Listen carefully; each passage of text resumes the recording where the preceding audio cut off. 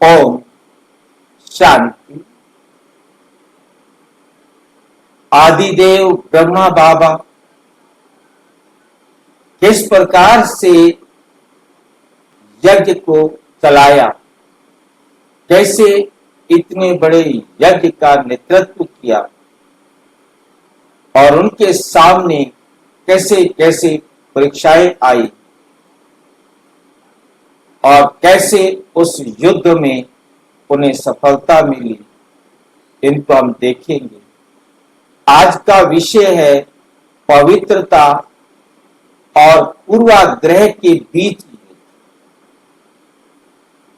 पवित्रता और पूर्वाग्रह। पूर्वाग्रह किसे कहते हैं, किसी को पता है? शब्द अजीब से आ जाते हैं ना।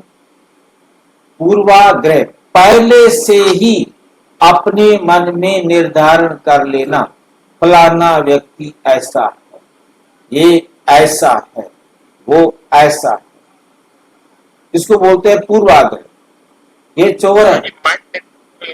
हाँ जी, नहीं, पहले से पूर्वाग्रह। शंका करना, शंका नहीं। जैसे आपने कभी झूठ बोल दिया है मेरे सामने, अब जैसे ही आप मेरे सामने आए तो मैं आपके बारे में निश्चित रखता हूं, देखते हैं कि आप झूठ बोलते हैं। किसी ने मेरे को, हाँ जी, पूर्व अनुमान में होता है कि अनुमान लगाना, परंतु यहाँ तो पता है कि इसने झूठ बोला था, परमानेंट वो झूठ है, वो झूठी है, इसने मेरे साथ गलत व्यवहार किया था, ये गलत है। मतलब पहले से ही आग्रह होता है। या किसी ने आपको आके बताया, आप उसके साथ मैंने देखा था, आप उसके साथ जा रहे थे, वो पता है बहुत खराब। हम भाई जी किसी के बारे में धारणा बना लेना, धारणा बना लेना, हाँ, मतलब उसके बारे में पूरी धारणा बन जाती है कि वो ऐसा है। जैसे वो सामने आया और आपके सामने जैसा किसी ने आपको बताया कि उसके साथ मत रहा कर भाई, हाँ, वो तो बस बस बस, मतलब वो जितनी कहानी सुनाई वो आपके उसके। रहना भाई जी, भड़काते रहना, दूसरों को भी भड़काना। नहीं, भड़काना दूसरों ने, मतलब वो इमेज आप मेरे को किसी ने आपके बारे में बताया कि वो बहुत अच्छे हैं। अब बहुत अच्छे हैं, बस जो कुछ अच्छा बताया, तो जैसे ही आप आए तो मैंने उसको अच्छा समझ लिया। मैं समझता हूं अच्छा, अब वो आकर के मेरे साथ गलती भी कर सकता है ना, वो एक अलग बात है। परंतु किसी के बारे में अच्छा या बुरा कोई बता दे, या आपका कोई अनुभव हो उसके साथ का, उसके आधार से आपके बारे में बैठ जाता है कि ये ऐसा है। अच्छे और बुरा दोनों है, नहीं कोई ये नहीं है कि अब किसी के बारे में आपकी बुद्धि में बैठ जाता है वो अच्छा है तो आप उसे अच्छा ही देखते हैं, किसी के बारे में बैठ जाता है कि वो बुरा है तो उसे बुरा ही देखते हैं। ठीक है, तो ये मतलब, हाँ जी, नजरिया बदल जाता है, वही बन जाता है। हाँ, मतलब इसको पूर्वाग्रह पहले से ही सबके बुद्धि में बैठा हुआ है। अब आज जो है ना, पवित्रता और पूर्वाग्रह के बीच युद्ध है। इसका मतलब है कि जो पहले वाले लोग थे उनके अंदर जो धारणा थी, जो विचार था समाज के प्रति या इस पवित्रता के प्रति, वो तो समझते थे ये तो हमारे जीवन का उद्देश्य है, यही तो जीवन का भोजन है, यही तो जीवन है, इसी के लिए तो हम संसार में आए हैं। तो वो उनका पूर्वाग्रह था। और अब पवित्रता इधर हो गई, पवित्रता। अब इन दोनों के बीच में क्या होता है? युद्ध। और कौन पैदा होता है? जिसका नाम था ओम मंडली, और एक तैयार हो गई एंटी ओम मंडली। एंटी ओम मंडली। भाई जी, ब्रह्मा बाबा के समय पे एंटी ब्रह्मा कुमारी थी क्या? हाँ बिल्कुल, सामने सामने। उसको आज उसी का आज हम सारा सुनने वाले हैं, कैसे बनी, क्या हुआ, वो सारा हम जानेंगे। भाई जी, वो लोग भी कहते होंगे हमारे पास भगवान आते हैं। प्लीज भाई, जो अभी आ रहा है उसको सुनो। एंटी ओम मंडली पार्टी, एक हो गई ओम मंडली पार्टी और एक हो गई एंटी ओम मंडली पार्टी।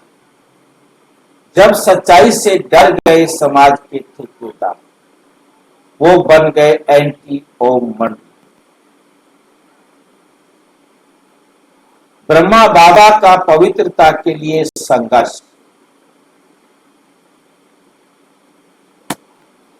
आज मैं आपके साथ ब्रह्मा बाबा द्वारा संचालित आध्यात्मिक क्रांति का एक गहरा, मार्मिक, ऐतिहासिक अध्याय साझा करना चाहता हूं। एक ऐसा समय जब सत्य परंपरा से टकराया, जब पवित्रता के लिए प्रयास करने वाली आत्माओं को दंडित किया गया और जब एक आध्यात्मिक परिवार को समाज से ही तीव्र विरोध का सामना करना पड़ा। यह केवल एक कहानी नहीं है, ये साहस, विश्वास और आंतरिक शक्ति का पाठ है। सत्य के लिए खड़े होने की दिव्य शक्ति तब भी जब पूरी दुनिया आपके खिलाफ, सारी दुनिया एक तरफ और ये साहस, विश्वास और आंतरिक शक्ति का पाठ एक तरफ, जिसे सत्य के लिए खड़े होने की दिव्य शक्ति कहेंगे। प्रतिरोध की चिंगारी। जब अहंकार का ज्ञानोदय हुआ, शक्तिशाली व्यवसायियों की पत्नियां बदल गई थी। जो व्यवसायी बहुत शक्तिशाली थे, उनकी पत्नियां बदल गई। जुल्म तो ये हुआ, वो ईश्वर से मिल चुकी थी। योग और ज्ञान के माध्यम से उन्होंने वासना व सामाजिक अपेक्षाओं के शासन से इनकार करते हुए पवित्रता के मार्ग पर चलना चुना। उस टाइम तो उन्होंने गुस्से में मारा, पीटा और निकाल दिया। अब उनका अहंकार तो बड़ा खतरनाक हो गया ना। ये तो हमारे साथ अन्याय हो गया, हमारे साथ जुल्म हो गया।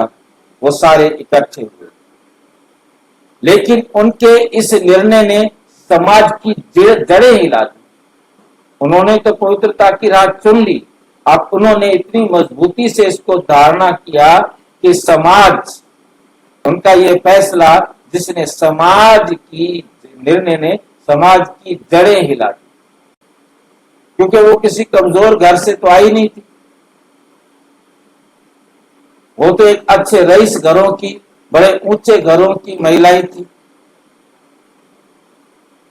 ये तो बड़ा प्रतिष्ठा वाली बात आ गई, नाक वाली बात आ गई। क्रोधित और भ्रमित उनके पतियों ने अन्य पुरुषों, पिता, भाई, उन लड़कियों के दादाओं के साथ मिलकर काम किया जिन्होंने ब्रह्मचर्य का चुनाव किया। उन सबको इकट्ठे हो गए एक तरफ सारे, चाहे किसी की बहन यहाँ पर थी, किसी का पत्नी यहाँ पर थी, किसी का कोई था, वो सारे इकट्ठे हो, चाहे वो उस परिवार का दादा है, वह जिनके परिवार के बच्चे, आत्माएं यहाँ आ रही थी, वो सारे के सारे दूसरी तरफ एंटी ओम मंडली में इकट्ठे हुए। जिन्होंने ब्रह्मचर्य का चुनाव किया था, उनके साथ मिलकर उन्होंने ओम मंडली विरोधी पार्टी बनाई और उन जिनकी पत्नियां यहां आकर पवित्र रहना चाह रही थी, वो उनके लीडर बन गए, हेड बन गए। टकराव, अधिकारों के नाम पर वासना की मांग कर, हम पति हैं, हमारा अधिकार है, हमें वासना मिलनी चाहिए। पार्टी का प्रतिनिधित्व करने के लिए 3 नाराज पतियों को चुना गया, जिनकी पत्नियां घर छोड़ करके यहां आ गई। उन्होंने अपने वैवाहिक अधिकारों की मांग की, यहां तक कि मुकदमा भी दायर किया। उन्होंने ब्रह्मा बाबा को का सामना करते हुए कहा, ब्रह्मा बाबा के सामने आकर बैठ गए और कहा, उनको आकर के ब्रह्मा बाबा को कहा, इन महिलाओं से कहो कि वे आज्ञा का पालन करें, आत्मसमर्पण करें, क्योंकि वो तो अब बाबा के पास आ गई थी, घर छोड़ करके निकल के आ गई। अब बाबा ने उनको वहां रख लिया, अभी रह जाओ और क्या। इन महिलाओं से कहो कि वो आज्ञा का पालन करें, आत्मसमर्पण करें। और ब्रह्मा बाबा ने क्या उत्तर दिया, मैं केवल एक साधन हूं, ये मेरे आदेश नहीं है, ये भगवान से आते हैं। यहां तक कि मेरी अपनी बेटी भी पवित्रता में रहती है। गीता के अनुसार वासना नरक का द्वार है। क्या मुझे केवल आपके अहंकार को संतुष्ट करने के लिए झूठी सलाह देनी चाहिए?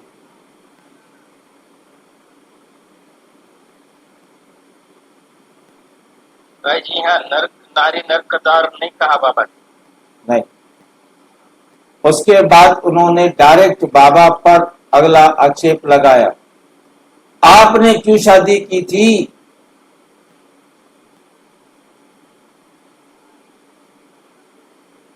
मेरे को तब पता नहीं था, ये तो अब भगवान आके बता रहा है। मुझे पहले बताया होता तो मैं भी शादी नहीं करता।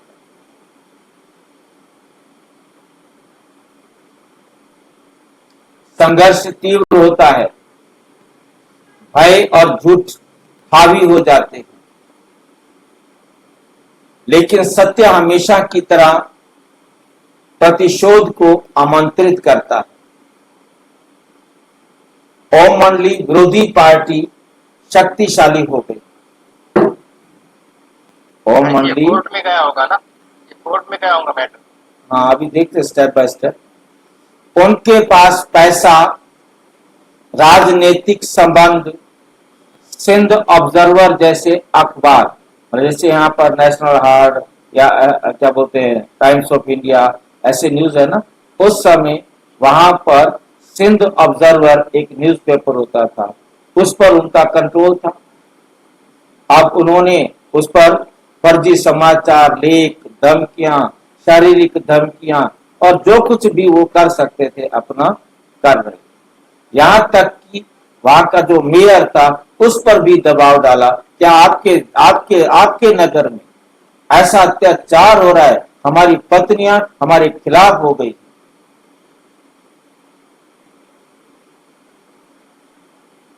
हमारे साथ रहना नहीं चाहते।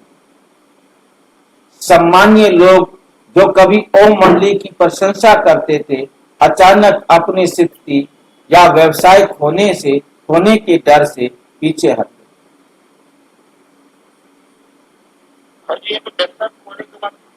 मतलब ऐसा है कि जो लोग एंटी हो गए हैं, अब उनके साथ उनके संबंध बिगड़ते हैं ना, तो उनका व्यवसाय तो उनके साथ है। अब वो कैसे ओम मंडली के साथ हो जाए? जिधर बहुमत होता है उधर जाना चाहिए, अल्पमत की तरफ थोड़ा जाना चाहिए।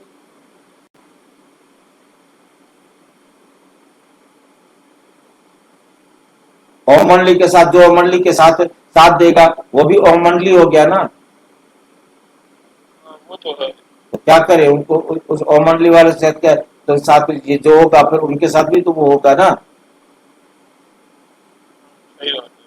कुछ लोग तो विपक्ष में शामिल हो गए, एंटी ओम मंडली में चले गए और उसी सत्य के दुश्मन बन गए जिसकी वो कभी प्रशंसा करते।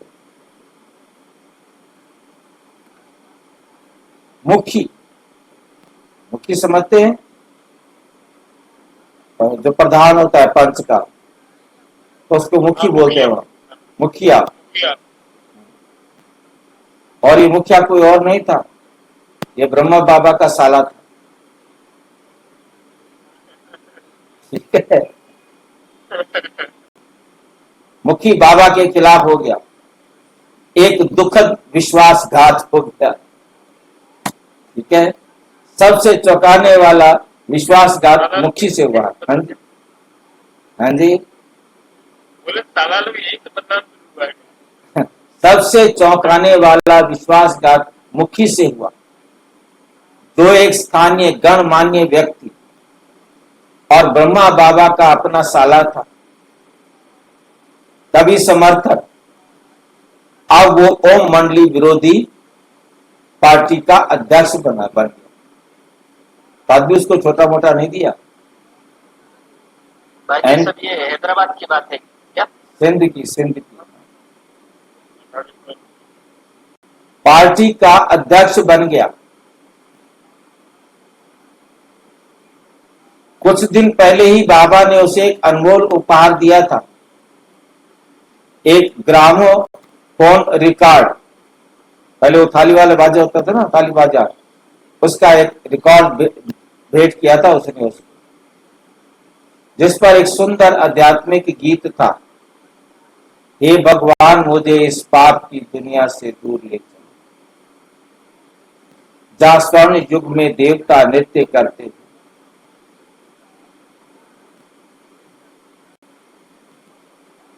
लेकिन जब विरोधी दल ने उपहार के बारे में सुना तो उन्होंने मुखी से झूठ कहा,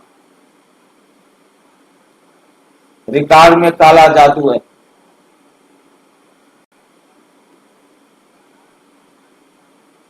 भय से अंधे होकर मुखी ने एक जादूगर को बुलाया, जिसने नाटकीय ढंग से घोषणा की कि रिकॉर्ड में जादू है,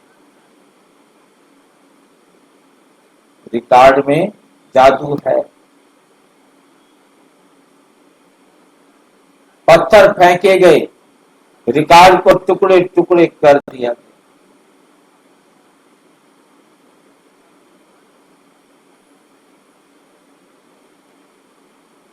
और फिर भी उस रिकॉर्ड का असली जादू, भगवान के ज्ञान का जादू, कभी नष्ट नहीं हो सका। अंधविश्वास बनाम अध्यात्म। एक विभाजित राष्ट्र एक तरफ, एक विभाजित राष्ट्र एक तरफ, ऐसे लोग जिनकी बुद्धि पत्थर बन गई है, जो सामाजिक भय का अंधा अनुकरण कर रहे हैं,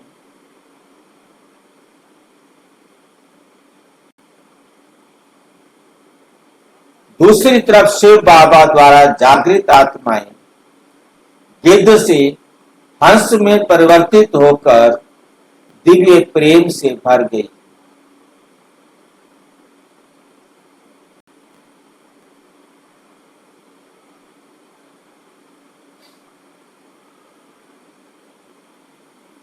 एक पर्यवेक्षक ने कहा, पर्यवेक्षक समझते हैं, मतलब जो जांच करता होता है परीक्षण के लिए, उनके बारे में जिसने जांच किया, हे भगवान, भारत कितना दुर्भाग्यपूर्ण देश बन गया है।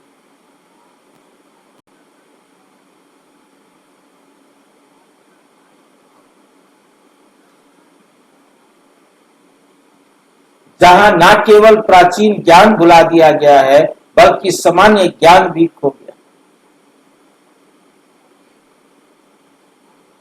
दुनिया में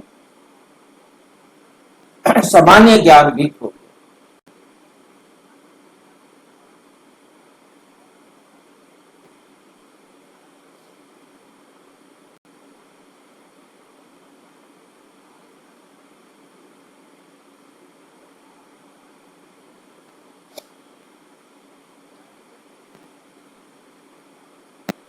बल्कि सामान्य ज्ञान भी खो गया।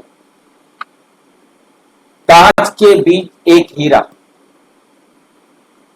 असली व्यापारी का आगमन, जब एक सच्चा व्यापारी कांच की दुकानों के बगल में असली हीरे बेचने के लिए एक दुकान होता है तो लोग अक्सर संदेह करते,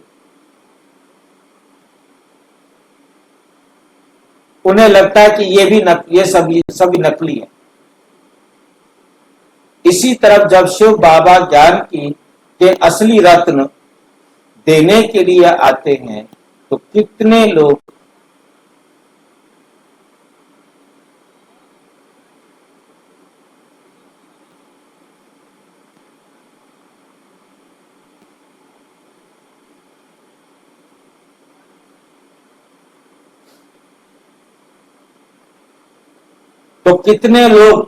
कितने लोग उन्हें पहचान सकते हैं।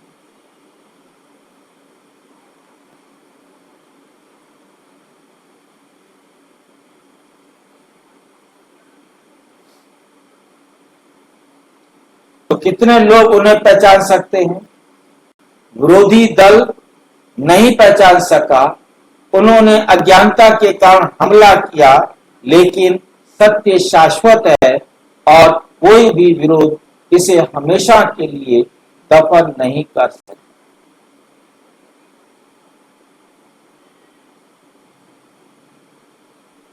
उथल पथल में एक परिवार में कैसे उथल पुथल, भय के परिणाम मुखी को अपना घर उथल पुथल में, भय का रिजल्ट क्या निकला, मुखी का अपना घर ही उथल पुथल। बाबा की बेटी निर्मल शांता अराजकता के कारण अपने ससुराल से भाग गई।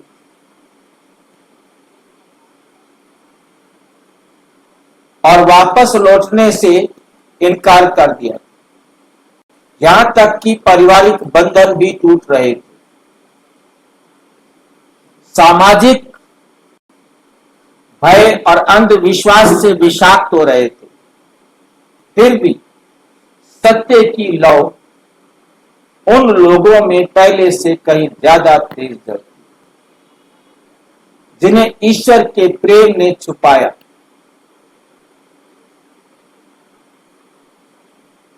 प्रेम ने छुआ है, जिन्हें ईश्वर के प्रेम ने छुआ है।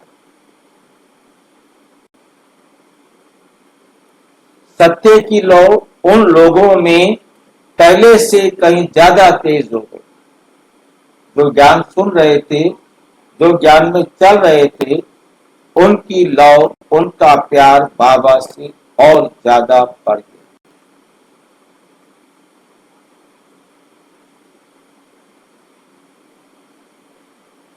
पहले से कहीं ज्यादा तेज जलती हैं, जिन्हें ईश्वर के प्रेम ने छुआ है।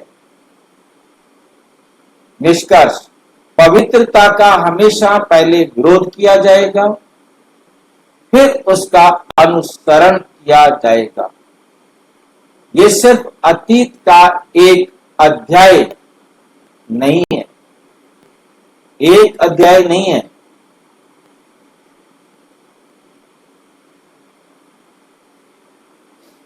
ये इतिहास में हर आध्यात्मिक क्रांति का प्रतिबिंब है। इतिहास में हर आध्यात्मिक क्रांति का प्रतिबिंब है। जब भी सत्य जागता है, झूठ वापस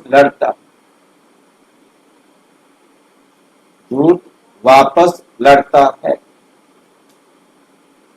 लेकिन प्रकाश हमेशा जीतता है।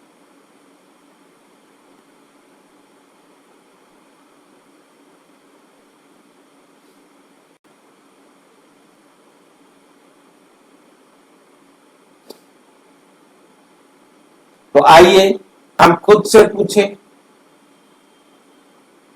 क्या हम उन लोगों की तरह हैं जो सत्य से डरते हैं?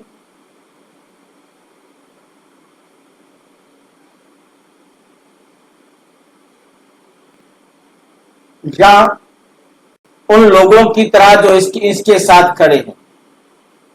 इसके साथ है कार्रवाई का आवाज।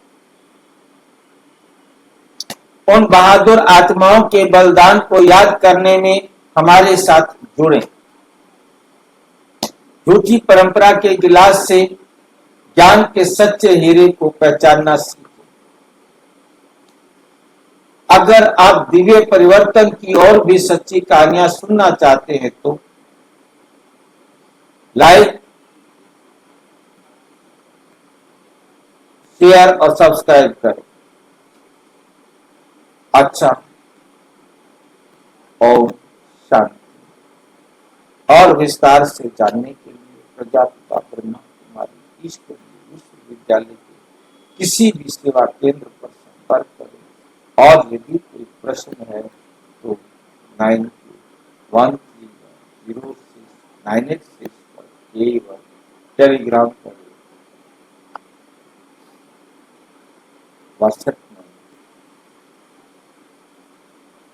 व्हाट्सएप करें, फोन नहीं। 9650692270 पर केवल व्हाट्सएप करें, फोन नहीं।